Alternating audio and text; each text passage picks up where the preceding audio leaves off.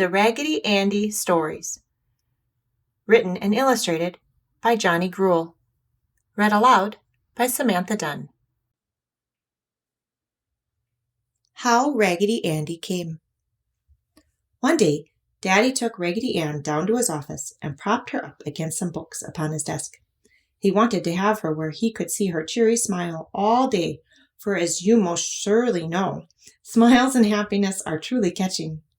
Daddy wished to catch a whole lot of Raggedy Ann's cheeriness and happiness and put all this down on paper so that those who did not have Raggedy Ann dolls might see just how happy and smiling a rag doll can be.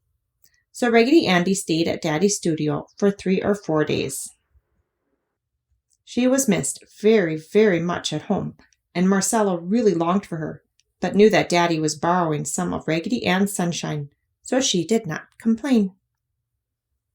Raggedy Ann did not complain either, for in addition to the sunny, happy smile she always wore, it was painted on, Raggedy Ann had a candy heart, and of course no one, not even a rag doll, ever complains if they have such happiness about them.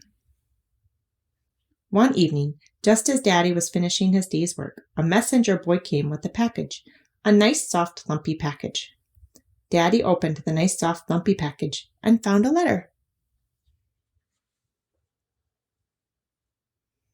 Grandma had told Daddy long before this that at the time Raggedy Ann was made, a neighbor lady had made a boy doll, Raggedy Andy, for her little girl, who always played with Grandma.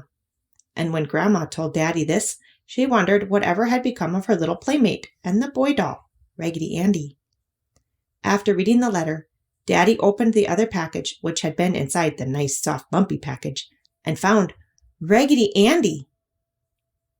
Raggedy Andy had been carefully folded up. His soft, loppy arms were folded up in front of him, and his soft, loppy legs were folded over his soft, loppy arms, and they were held this way by a rubber band.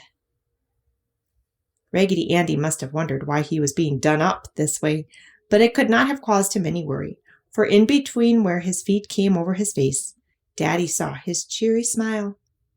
After slipping off the rubber band, Daddy smoothed out the wrinkles in Raggedy Andy's arms and legs. Then Daddy propped Raggedy Ann and Raggedy Andy up against books on his desk so that they sat facing each other, Raggedy Ann's shoe-button eyes looking straight into the shoe-button eyes of Raggedy Andy. They could not speak, not right out before a real person, so they just sat there and smiled at each other. Daddy could not help reaching out his hands and feeling their throats. Yes, there was a lump in Raggedy Ann's throat, and there was a lump in Raggedy Andy's throat. A cotton lump, to be sure, but a lump nonetheless. So Raggedy Ann and Raggedy Andy, that is why you cannot talk, is it? Said Daddy.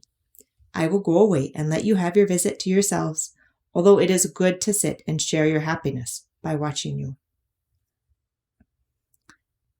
Daddy then took the rubber band and placed it around Raggedy Ann's right hand and around Raggedy Andy's right hand, so that when he had it fixed properly, they sat and held each other's hands.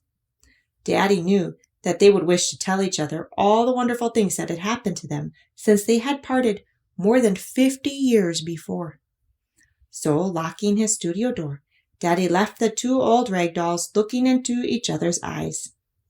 Then the next morning, when Daddy unlocked his door and looked at his desk, he saw that Raggedy Andy had fallen over so that he lay with his head in the bend of Raggedy Ann's arm.